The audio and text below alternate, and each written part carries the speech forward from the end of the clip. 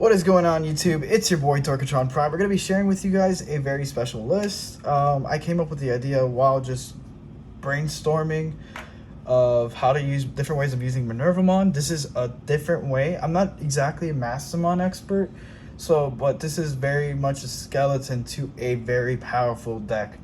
So we're going to go ahead and jump into it. It's going to be a Mastemon with Minervamon.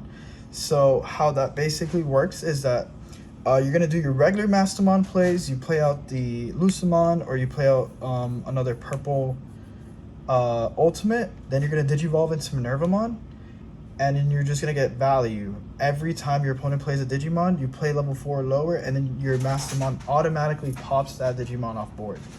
So how the play would go would be you joggers into Mastemon, you play the lucemon, you pop a tamer, then Mastemon kills another Digimon with a level 5 or lower.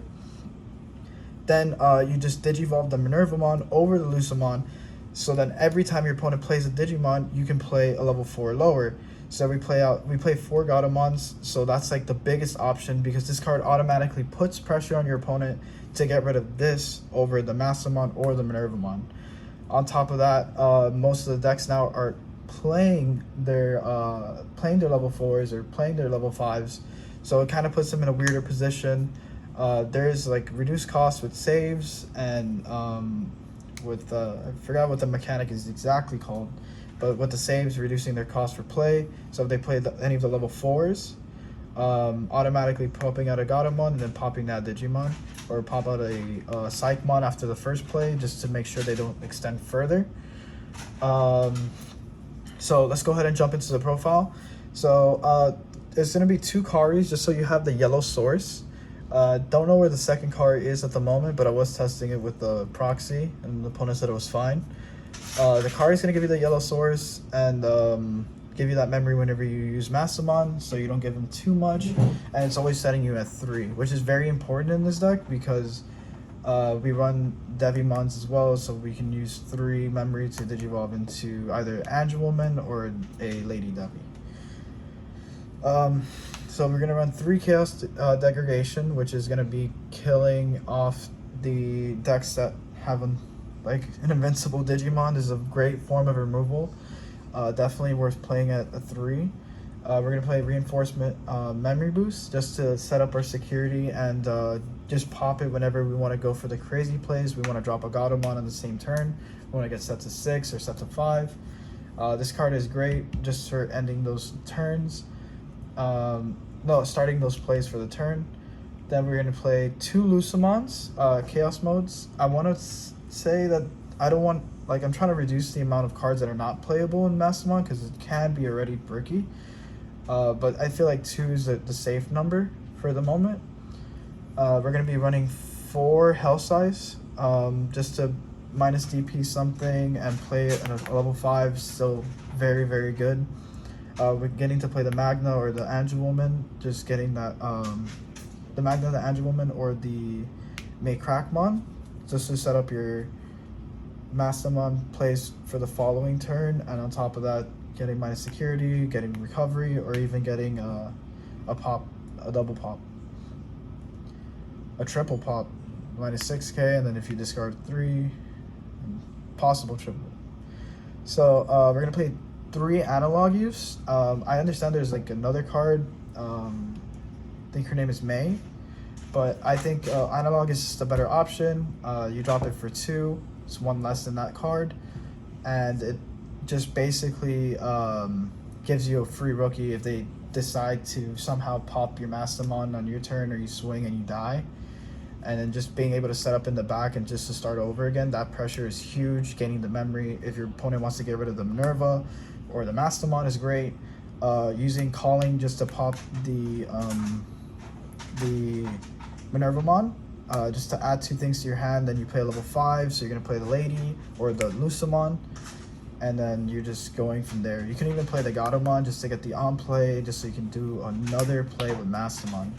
So she really does work with this deck really, really well, being able to abuse Chaos Lucemon or Gatomon,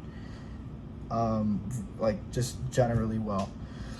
Calling from Darkness is at 1. I want to bump it up to 2. Trying to figure out which card exactly to take out. It might be the one extra rookie, or the one extra champion. But I just also want to keep the numbers in a very good place, so the bricks are as minimum as possible. So we're gonna run our basic purple crazy deck rookie count, which is 8 to 9.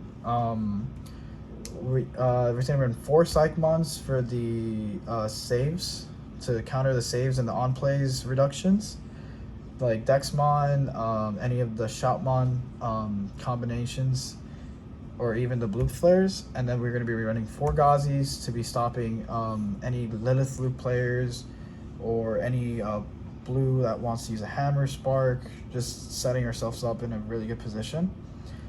Then we run 1 Gabumon for the draws. We're running 4 Gatomons because this card is absolutely disgusting. Playing it, hard dropping it at 5, or even digivolving in the back puts so much pressure on your opponent to get rid of this card before you're able to get out of Mastemon play. That this card just insulates fear once it drops. Then we're running 4 blockers. So why we're running 4 blockers is because they're 1 to digivolve, which means turboing out into Mastemon or to Minervamon is easier. On top of that, Minervamon can bring out the blockers for free when your opponent plays the Digimon, so it's just setting up like more defensive plays alongside of trying to extend. So like playing this blocker can protect you from lethal, or sets up your digivolves for the following turn to go into a Mastemon, or just to climb up again. And there's also like you can play promote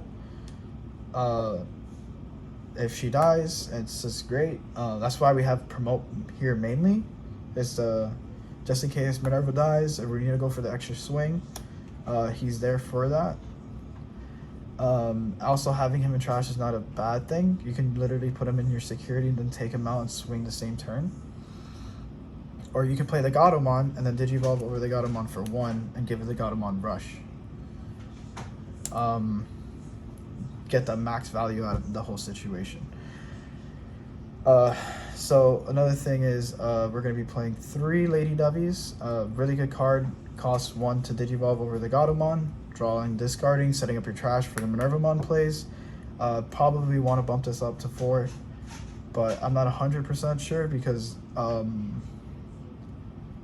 there's still, like, I feel like there's a little bit of an imbalance of yellow and purple at the moment. So I kind of added 2 Angelwomen and 2 Magnus for the recovery, obviously, on play, and then the DP. And then this is going to be for the security minus, and then for the security +1. So cost 6, so House Life works with it, and dropping it isn't that bad. We run 1 Chimeramon because we're going to be playing so many champions and lower bodies that sometimes it might benefit you to get to that type of playstyle. Also going for that extra swing just because the Joggers is amazing. We're going to be going for 1 May Crackmon to possible double pop, or possible single pop is pretty good. Also the on deletion, if they're able to pop your Mastemon, helps a lot.